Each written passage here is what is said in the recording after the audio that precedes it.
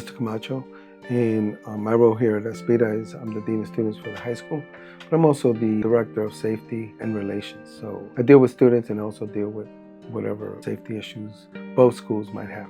So I think it because Aspira is a small school, small high school, compared to other schools, I think, we get to bond with our students. We get to know our students a lot easier. We pretty much get to know a lot of what's going on because of what I just said, the size of the school, the population of the school. We're a very diverse school. And yeah, for the most part, I think in comparison to other schools, I think we're really a good school. Aspira High School, a school where students are meant to feel safe, welcome, and accepted by a diverse community. One of many high schools across the United States. But, like so many others, it's not immune to a common issue across the nation, the misuse of racial slurs. A controversial topic. The question is, how is it viewed at Aspira?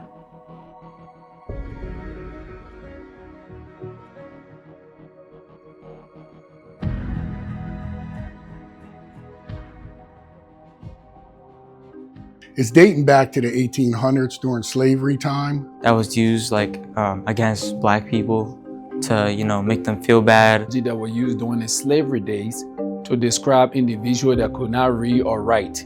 And if you're too strong, you get beat up by the slave master, and then they make you walk around town and they call you the N-word. And it was to humiliate black people by categorizing them, calling them the N-word. The N-word has a long and painful history filled with racism and oppression. It originated from the Latin word Niger, meaning black, but was transformed into a derogatory term used to humiliate and categorize black people during slavery. In the 19th century, the word was commonly used by slave owners in white society to enforce the idea of racial inferiority. It became a symbol of racism that black people faced, being labeled as property rather than human beings. Some people use it as a disrespectful manner, and then our generation sometimes just use it as just like a greeting sometimes, like, what's up, man? You feel me?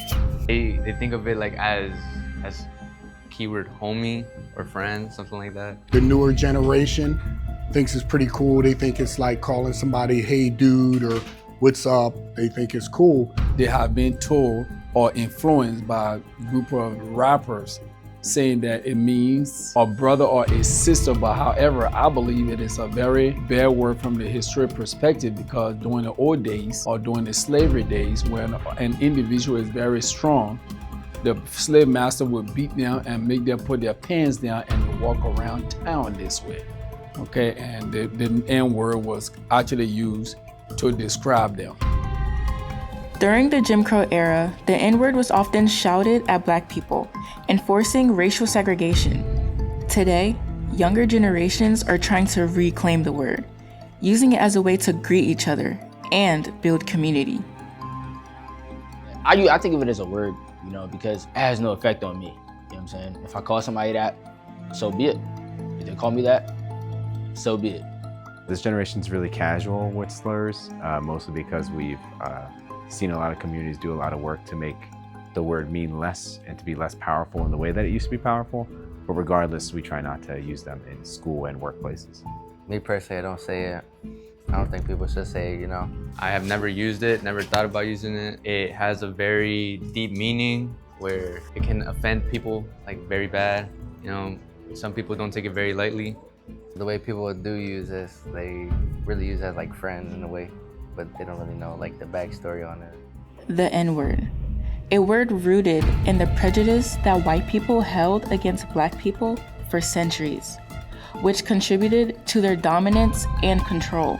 Some in the black community tried to reclaim the word, hoping to remove the power behind it, though not everybody agrees with that. The main issue is that there are now two versions of the word. One ending in ER, which still carries its hateful connotation, and one ending in A, which some sees as a term of communication. The older generation, which is around my age, the word is offensive, considering having somebody tell you you can't drink no water. You go to school, you can't sit in the same chair as a Caucasian person. You can't go to the bathroom as with a Caucasian person. I believe a lot of people are miseducated about the N-word and they tend to misuse it. So before people use that word, they need to understand that it's offensive. That term, that word is very hateful and meant to degrade a certain race of people. And yes, back then it was used a lot, you know, but at the same time, freedom of speech is almost one thing also. So that's one thing right there. So I feel like, you know, people should say the things that they want to say, you know, be free with it. My question is, why is it good for you to call someone else that or y'all call each other that, but then someone who do not look like you say it and you want to beat them up? That's reverse racism. Think about it. We've been fighting for freedom. So you're talking about freedom, but yet you're doing reverse racism. It just doesn't work. Hey, it's a bad word, but it depends on how you use it. And it depends on who is using it. Because really the meaning or the intent behind it, before in slavery, it was used to keep us down. Now we're using it to like greet each other, say what's up to it. That's my guy right there, you feel what I'm saying? But then again, it goes back to who is saying it and honestly what race is saying it. Because the root of the word was great. I think people need to understand the history behind it and remove it from their vocabulary entirely. During slavery, Black people were often paraded in front of crowds and treated as a form of entertainment. Slave owners would host events where slaves were forced to perform, all while being ridiculed and laughed at.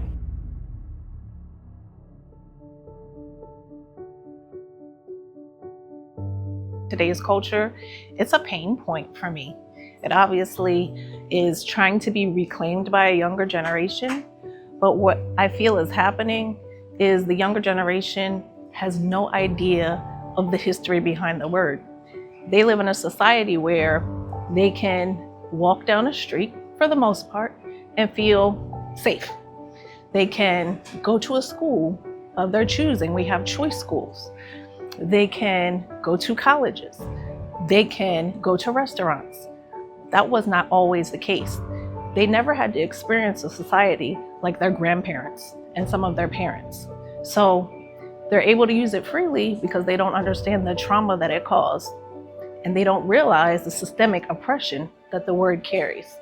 The N-word to me is a hurtful word because I grew up, you know, pretty much in the racial area in the South. You know, where I'm from is a little rural area. The reason it bothered me is because when I was like, I guess around 12, 13, my mom, she let us, me and my brothers, walk out for the first time by ourselves up the highway. And lo and behold, here come a truck of Ku Klux Klan members yelling the N-word to us. So we ended up running down through the woods. So that word really, it bothers me when I hear it. In the past, Black people were treated as if their only purpose in society was to obey and serve white supremacists. The N-word was used to enforce those ideologies. However, over time, Black people gained consciousness of their strengths and used it to fight back, reclaiming the spaces, words, and limitations set to tear us down, reshaping them into our own. Unfortunately, the N-word was one of those things Black people chose to repurpose, give it a new meaning. Some may believe the N-word represents community, power, or even resilience, which is their reason for using it.